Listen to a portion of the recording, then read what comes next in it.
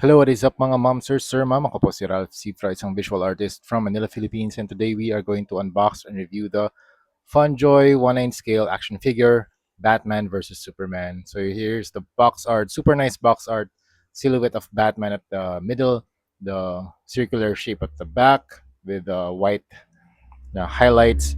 You have the cityscape at the background. You have Superman here. And then you have the text Batman v Superman, BVS 1/9 scale action figure, DC logo, Warner Brothers logo. This product is original, hindi siya fake, hindi siya KO, hindi siya bootleg. So this is original, and there's the logo of Fonjoy and then the logo of DC. This is the seal. Tapos ito yung sa likod niya. You have the different poses, different accessories, tapos some information about the company, the brand Funjoy, product name Armored Batman and Superman set, material plastic, producer Guangdong Yuan Yangfang Culture Industry Company Limited, manufacturer Guangzhou Fanlei Culture Creativity Company, fourth floor, oh may address pa dito, Guangzhou City from China. All right. And then you have the QR codes and then the barcodes, Gilid, Batman versus Superman.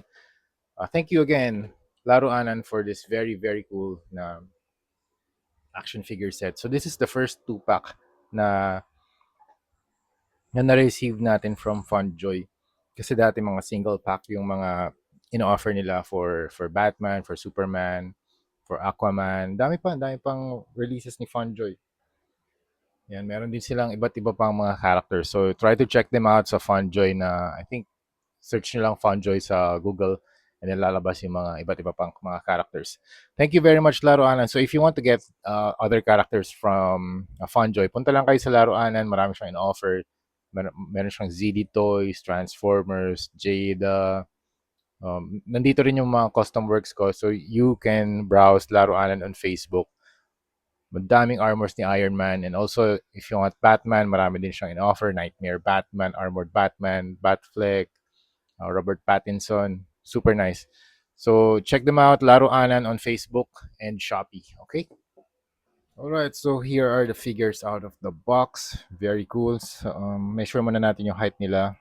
So Funjoy is about 7.5 inches tall si Batman. And I think si Superman ganun din. 7.5 inches tall din. So mas malaki siya ng konti sa McFarlane Toys.